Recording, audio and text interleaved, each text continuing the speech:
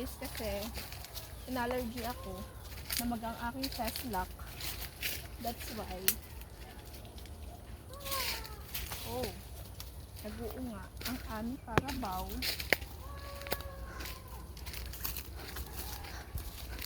Cashew tree. And this one, cashew tree. Look at this. See? Ganyan palago yung lupa dito. Maraming cashew tree. Kung saan, bibihira na tayo makakita ng cashew tree ngayon. Pero dito sa lugar natin, maraming cashew tree.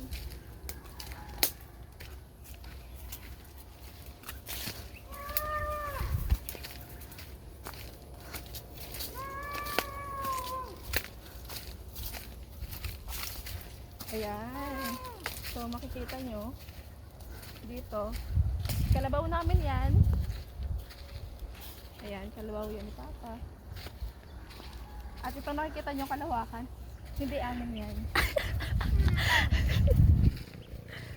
Dadaan lang po kami. And sila tayo sinasabi sa inyo na i-develop sooner or later. Marami na ditong bahay. Look at that. See? So, saan tayo dadaan? Itong sapang to, konektado to sa balon. Kaso, dahil tag-init, walang tubig. Kaya hindi na tayo pupunta. So, there. Yung distance nito, siguro maglalakad ka lang ng 2 to 3 minutes a day. Oh, mabilis-bilis siya maglakad. Hindi naman kalayuan. At nakikita niyo yan, yung magang yan, sa kanila din yan. Maraming ng bulaklak. Nung bata pa ako, dito kami naglalaro. And there's guava. Diba? Oh, may malaki na dito. See? Malaki na siya. Continue tayo sa paglalakad. Papunta sa Albay. And there's again a cashew tree. See? Sayang yung cashew tree na tinanggal nila Papa dun sa lote. Ayan, dine-develop ko din yan. Tinanggal na yung mga nyog. And dito pa. Itong mga bahay na yan, nakabili yan. Nakabili na sila.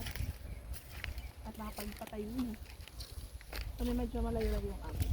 Kasi, wala lang. Gusto lang namin. Maganda yung spot. Doon. Pakikita nyo merong tower. Smart.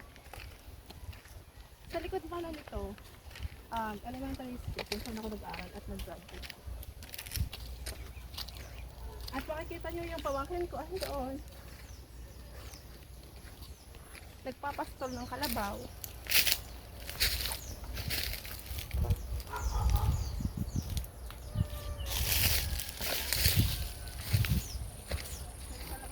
May kalabaw pa kami. Ayun. Kita nyo over there. Over there! Pamangkin ko yun, nagpapastol ng kalabaw. Sabi niya, kasi walang pasok. At yung pamangkin ko kasenderan doon din. Namamasyal sila. And that's for today's video, guys.